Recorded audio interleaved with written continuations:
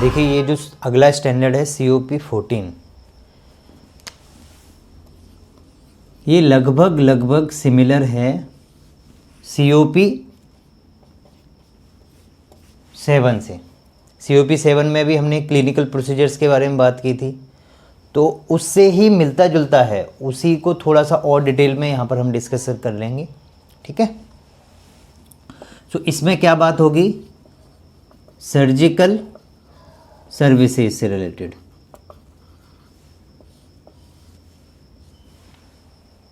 तो इसमें हम मोटा मोटा कवर करेंगे, इसका पॉलिसी होगा हमारा,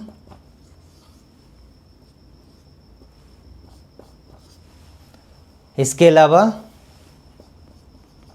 pre operative diagnosis, pre operative instructions, right, informed consent,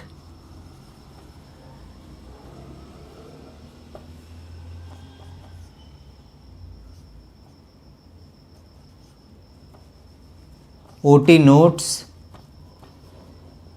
and post-op notes,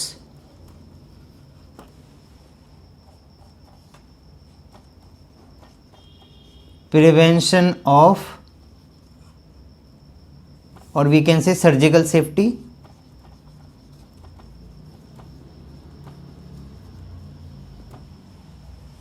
infection control,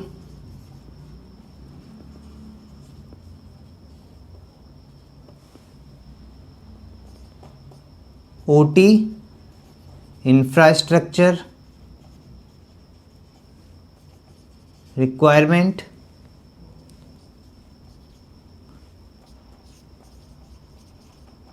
quality assurance and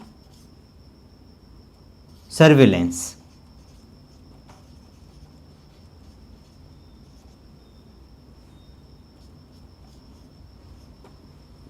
मोटा मोटा हम ये सारे टॉपिक्स इस COP14 में कवर करने जा रहे हैं। सो सबसे पहले मैं बात करूं पॉलिसी का, तो जहां पर भी पॉलिसी की बात होगी तो written guidelines, standard treatment guidelines follow करना है, उसके बेसिस पे हमें पॉलिसी बनाना है।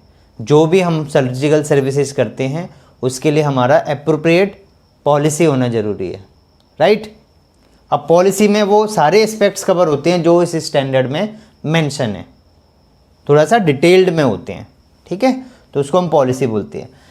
तो सबसे पहले कोई भी प्रोसीजर करेंगे, कोई भी सर्जरी होगी तो उसका सर्जन या उनके team member pre operative patient का असेसमेंट करेंगे, उसका डायग्नोसिस बनाएंगे, ठीक है ना, इसमें असेसमेंट भी शामिल है। सर्जन के द्वारा पेशेंट का प्री ऑपरेटिव असेसमेंट होगा, उसका डायग्नोसिस मेंशन होगा और प्री ऑपरेटिव इंस्ट्रक्शंस हैं कुछ पेशेंट को, वो मेंशन करने होंगे। जैसे पेशेंट को कुछ नहीं खाना है, ठीक है, कब आना है, कौन सी मेडिकेशंस लेके आना है, जो भी इंस्ट्रक्शंस हैं वो इंस्ट्रक्शन आपको मेंशन करना होगा। इवन फैमिली मेम्बर्स को भी एजुकेट करना होगा, बताना होगा। और सर्जरी से पहले इन्फॉर्म्ड कंसेंट लेना होगा पेशेंट से, उनको बताना होगा कि आपको क्या रिस्क है, क्या बेनिफिट है, क्या अल्टरनेटिव्स हैं, ठीक है। ये जो कंसेंट वाला प्रोटोकॉल है ये हम PRE चैप्टर में बहुत डिटेल में पढ़ने जा रहे हैं। अभी आप इतना समझ लीजिए, इन्फॉर्म्ड कंसेंट का मतलब सिंपल रिस्क बेनिफिट अल्टरनेटिव्स बताना ही बताना है पेशेंट को, राइट। तो इस चीज़ का आपको ध्यान रखना है। उसके बाद जब पेशेंट का सर्जरी करेंगे तो सर्जरी करने के दौरान कभी कभी अगर कोई ऐसा रिक्वायरमेंट आ जाता है कि जो हमने कंसेंट लिया है उसके अलावा कुछ और नया प्रोसीजर करना पड़ सकता है, उस केस में पेशेंट से एडिशनल कंसेंट लिया जाएगा, राइट। हाउएवर इमरजेंसी केस है, कुछ इमरजेंसी सिचुएशन है, तो उस टाइम पर आप कंसेंट पेशेंट से तो ले नहीं सकते अगर वो कंडीशन में नहीं है, तो फिर डॉक्टर्स की टीम, एमएस या जो भी आप एक टीम बनाएं, इस टाइप की सिचुएशन बनाएं, अपनी पॉलिसी में मेंशन करें इस चीज़ को कि अगर ऐसी सिचुएशन है जब पेशेंट लाइफ थ्रेटनिंग सिचुएशन में है तो हु विल गिव कंसेंट। तो डॉक्टर कंसेंट दे सकता है, डॉक्टर की टीम, जो भी आप टीम बनाएंगे, जो भी कंसेंट के मेंबर्स होंगे, 3-4 लोग, विटनेस होगा उसमें, किसी नर्सिंग स्टाफ को या आप ओटी नर्स को विटनेस बना के पेशेंट के फेवर में आप उसका प्रोसीजर कर सकते हैं। ठीक है, कंसेंट तो लेना ही होगा, बट पेशेंट कंडीशन में नहीं है तो उस केस में आप प्रोसीजर कर सकते हैं, बट अपनी टीम जो भी आपने ऐसी सिचुएशन में बनाई है उससे कंसेंट लेके, उसमें टाइम मेंशन होगा, डेट मेंशन होगा, राइट, आपको कंसेंट लेना होगा। जब ऑपरेशन करेंगे तो डेफिनेटली ओटी नोट्स होंगे, ओटी नोट्स में पेशेंट का क्या प्रोसीजर किया, कौन सी सर्जरी करी, उसमें अगर कुछ फाइंडिंग्स मिली तो वो फाइंडिंग मेंशन होगी, पोस्ट ऑपरेटिव डायग्नोसिस जो है वो मेंशन होगी, और एनेस्थेटिस्ट कौन था, और अगर एक से ज़्यादा सर्जन थे उसमें अवेलेबल तो उनके सबके नाम होंगे, राइट। पोस्ट ऑप नोट्स में आप क्या कवर करेंगे, पोस्ट ऑप नोट्स में इंस्ट्रक्शंस, मेडिकेशंस क्या देनी है पेशेंट को, पेशेंट का ivy fluids monitoring, ivy fluids देना है उसको, नर्सिंग केयर आएगा उसमें, वूंड केयर आ सकता है उसमें, ठीक है।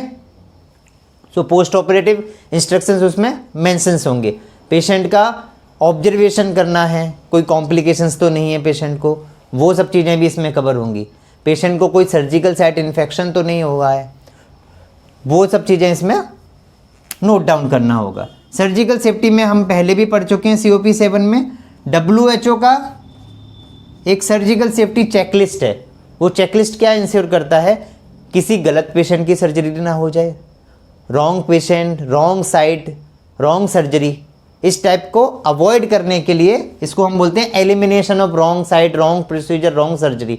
उसके लिए हम WHO का सर्जिकल सेफ्टी चेकलिस्ट फॉलो करते हैं। तो ये फॉलो हो रहा है या नहीं हो रहा है, इस चीज़ का आपको इंश्योर करना है। इसके लिए मैंने पहले भी COP 7 में बताया था, pre operative checklist. Pre operative checklist में भी आप साइड मार्किंग हो गई है पेशेंट की, नहीं हुई है, पेशेंट के वायरल मार्किंग टेस्ट हो गए हैं, डेंचर रिमूव कर दिया गया है, वो सब ऑल पैरामीटर्स जो इंपॉर्टेंट हैं सर्जिकल सेफ्टी के लिए उसमें मेंशन होते हैं, जिसको जब जहाँ से पेशेंट ट्रांसफ़र होता है वो स्टाफ उसको फिल करता है और देन OT स्टाफ उसको वेरीफाई करता है, राइट। जिससे एक सर्जिकल सेफ्टी में डबल एंश्योरिटी हो जाती है, डबल चेक हो जाता है कि हम कोई गलत प्रोसीजर तो नहीं करने जा रहे हैं। इसमें एक इम्पोर्टेंट चीज़ ये भी ध्यान रखनी होती है सर्जिकल सेफ्टी में कि हमें साइड मार्किंग करनी होती है। जैसे मैंने बताया, अगर किसी केस में साइड मार्किंग नहीं हो सकती तो उसका जस्टिफाइबल रीज़न होना चाहिए, वो डॉक्यूमेंट करना होगा कि हमने इस केस में साइड मार्किंग क्यों नहीं की। क्लियर है? सो ये सर्जिकल सेफ्टी प्रोटोकॉल्स फॉलो करना है हमके। फिर हम बात करते हैं इन्फेक्शन कंट्रोल की। सो इन्फेक्शन कंट्रोल में क्या है, इन्फेक्शन कंट्रोल में होगा जो OT का बेसिकली फ्लो है, वो फ्लो क्रिस क्रॉस में जो है मिक्स्ड नहीं होना चाहिए स्टेराइल और अनस्टेराइल चीज़ों का। स्टेराइल पेशेंट, अनस्टेराइल पेशेंट का मिक्सअप अवॉइड करना है, स्टेराइल आइटम्स, अनस्टेराइल आइटम्स का मिक्सअप अवॉइड करना है। तो इस टाइप से इंफ्रास्ट्रक्चर प्लान्ड हो OT का कि उसमें मिक्सअप ना हो, ठीक है। OT में क्या इंफ्रास्ट्रक्चर में रिक्वायरमेंट आता है वो चीज़ समझिए। आपको पॉलिसी देख लिया हमने, pre operative instruction, diagnosis, assessment, informed consent, OT notes, surgical safety, pre op checklist. Emergency में हम अवॉइड कर सकते हैं क्योंकि हमारे पास ऑप्शन नहीं है कंसेंट लेने का, बट हमारी टीम कंसेंट लेगी। इन्फेक्शन कंट्रोल का हमें ध्यान रखना है। ओटी इंफ्रास्ट्रक्चर बहुत इंपॉर्टेंट पॉइंट है। इंफ्रास्ट्रक्चर में क्या क्या चीज़ें आती हैं? इंफ्रास्ट्रक्चर में ओटी जो कॉम्प्लेक्स है उसमें प्री ऑप होल्डिंग एरिया होना चाहिए पेशेंट का, चेंजिंग रूम होना चाहिए, हैंड वॉशिंग एरिया या जिसको हम स्क्रब एरिया बोलते हैं वो एरिया होना चाहिए, वेटिंग एरिया होना चाहिए, पेशेंट जहाँ वेट करेगा वो एरिया होना चाहिए। डॉक्टर का एक चेंबर भी रखते हैं हम वहाँ पर, ठीक है। चेंजिंग रूम होगा जहाँ पर चेंज करेगी team. Post op holding area या जिसको हम रिकवरी एरिया बोलते हैं वो एरिया होना चाहिए। और ये एरिया किस तरीके से बना होना चाहिए कि क्रॉस कंटेमिनेशन ना हो। जैसे बायोमेडिकल वेस्ट हम वहाँ से निकालेंगे तो उसका लिनन निकालेंगे, वेस्ट लिनन या यूज्ड लिनन, बायोमेडिकल वेस्ट, उसको हम कहाँ से एग्जिट कराएंगे? इस तरीके से कराएंगे कि उसका क्रॉस कंटेमिनेशन ना हो, राइट। इसके अलावा इक्विपमेंट की अगर बात करूं मैं तो एनेस्थीसिया इक्विपमेंट तो होंगे ही जब हम सर्जरी करेंगे तो उसके अलावा रिससिटेटिव इक्विपमेंट भी अवेलेबल होना चाहिए, जैसे crash card, defibrillator, oxygen supply, central oxygen supply, ये अवेलेबिलिटी होना चाहिए वहाँ पर। इक्विपमेंट फंक्शनिंग कर रहे हैं या नहीं कर रहे हैं, इस चीज़ का आपको फीडबैक लेना है सर्जन से, एनेस्थेटिस्ट से, जिससे कि ओटी के जो इक्विपमेंट हो वो एप्रोप्रिएट हो, उसमें कोई डेफिशिएंसी ना हो, राइट।